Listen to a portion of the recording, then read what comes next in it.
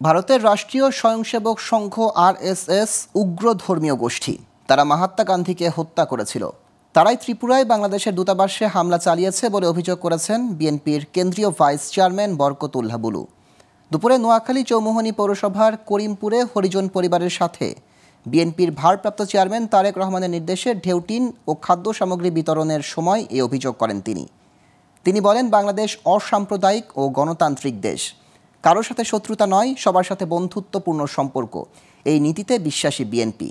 হামলার ঘটনায় বিএনপি, বৈষম্য বিরোধী ছাত্ররা সহ সব রাজনৈতিক দল প্রতিবাদ ও বিক্ষোভ করেছে বলে জানান তিনি।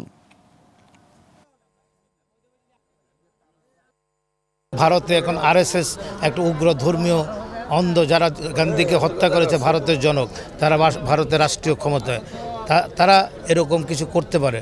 কিন্তু বাংলাদেশে একটি শান্তিপ্রিয় দেশ, আমরা গণতান্ত্রিক দেশ, একটি অসাম্প্রদায়িক দেশ হচ্ছে বাংলাদেশ। এটার উজ্জ্বল দৃষ্টান্ত হচ্ছে বাংলাদেশ।